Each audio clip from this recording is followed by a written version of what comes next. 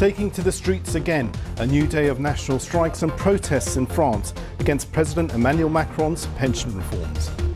And why Mexico is positioned to profit as a manufacturing hub as tensions between the US and China continue to build.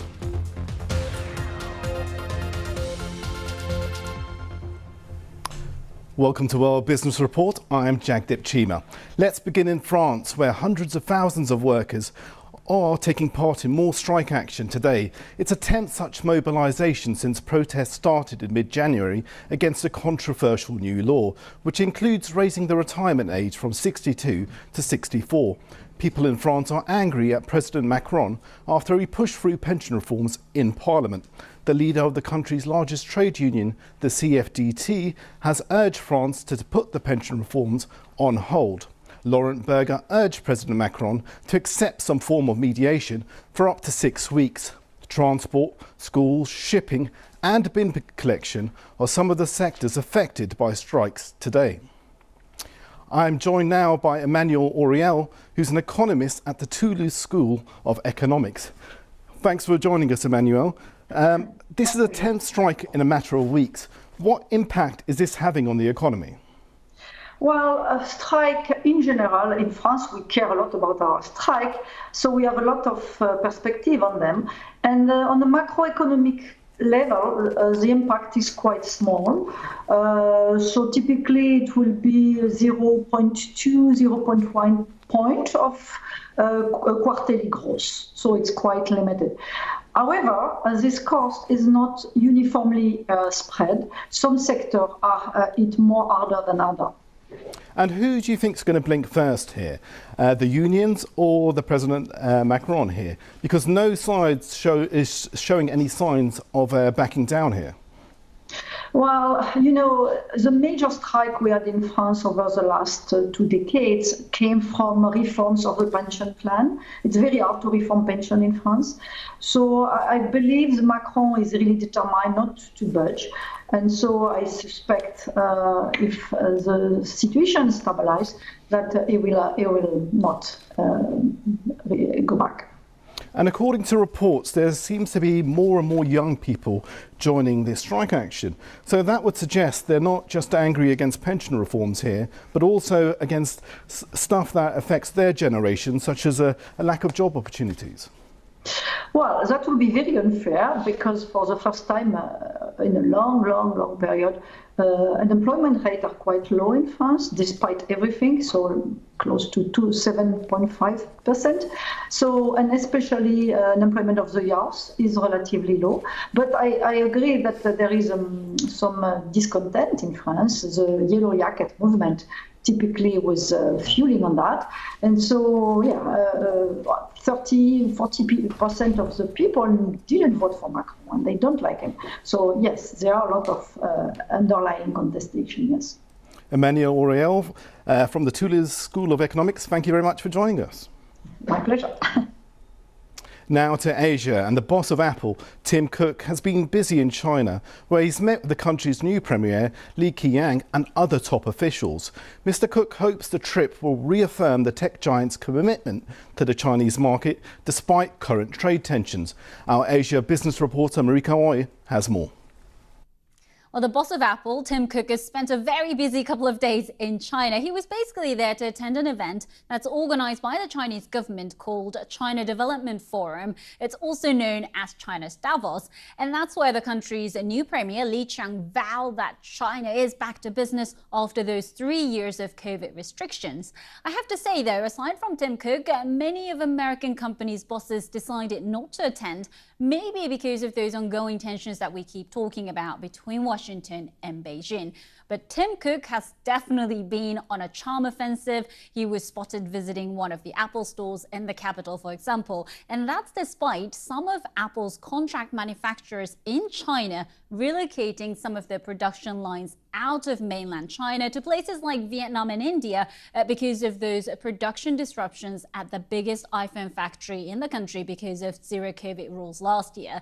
But it's been fascinating to see pictures of Chinese citizens taking Wi-Fi's with Tim Cook, and then on social media, Chinese netizens comparing how Tim Cook has been treated like a superhero, while the boss of TikTok, which is owned by China's ByteDance, was recently grilled by US lawmakers in Washington, asking which is an open market and which is a hostile market. Of course, what they failed to mention is that China has practically banned or censored many of Western tech giants like Google, Facebook, Twitter, and so on. But for Apple and for Tim Cook, China remains a very important market, and Tim Cook was definitely there to send that message. Mariko Oy there in Singapore. Now, as politicians in the US and China make trade harder, one country stands to profit. That's Mexico. Increasingly, US multinationals are moving their operations closer to home. As a result, cities in northern Mexico are seeing a manufacturing boom. Our North America business correspondent, Samira Hussain, reports from Monterrey in Mexico. Dawn breaks over Monterrey and the city rumbles into life. Geopolitical tensions thousands of miles away are birthing a manufacturing revival here. Welcome to Mexico's industrial heartland. Early morning shift at one of the many factories. As more companies nearshore, that is, bring production closer to home, Mexico has seen a surge in manufacturing. These are the workers driving the state's economic boom. One company, Plasti Exports, recently built this 13,000 square meter facility to meet the meteoric demand for manufacturing. It makes things like shelving for refrigerators and lids for washing machines. This is one of 5 plants, and the company has plans for more. Our company, in the last 5 years, we basically doubled our size. We expect in the next 2 years to double our size again. So where are all these customers coming from? China. This state of Nuevo León has been one of Mexico's manufacturing hubs for decades. Now that it's become just so difficult to make goods in China to sell to America, there has been an explosion of new customers coming to Nuevo León. Nearly 35,000 trucks go between the U.S. and Mexico each day. Last year, trade between the two countries was more than $660 billion, almost a 20% increase from the year before. And it's not just Mexican factories making goods for Chinese companies. Now 2 Chinese firms are building this massive industrial park here called Hofusan. But they don't like scrutiny.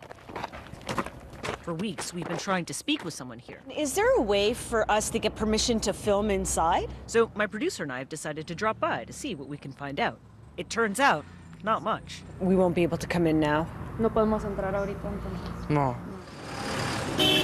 All the new business also means new jobs. A good problem to have, but the rapid expansion is testing the city's capacity.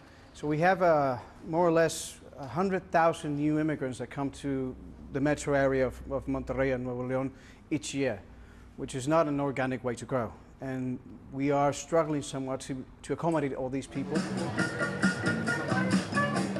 This rapid expansion is changing the makeup of the state and the country's position in global economics. If this pace of growth continues, Mexico could even overtake China as the world's factory. Samira Hussain, BBC News, Monterrey, Mexico. Let's cover some other news now. Twitter's boss, Elon Musk, has announced a shake-up of the social media's platform's paid Twitter Blue feature. From the 15th of April, only verified subscribers will have posts recommended to other users and be allowed to vote in polls. Last week, the firm said it would remove the verified status of some legacy accounts, which date from Mr. Musk's when he originally bought the firm. Users currently pay $7 a month for the blue tick verification, which also allows access to additional features. A top US markets regulator has charged cryptocurrency giant Binance and its founder Changpeng Zhao with multiple violations in the latest move by Washington against the crypto sector.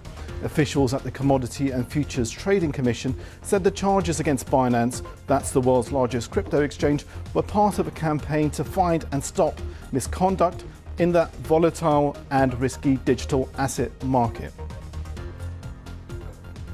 That's all for now. Thanks for watching. I'll be back in a few hours with the latest business news. And don't forget, you can get in touch with me at Jagdip Cheema on Twitter. See you all soon.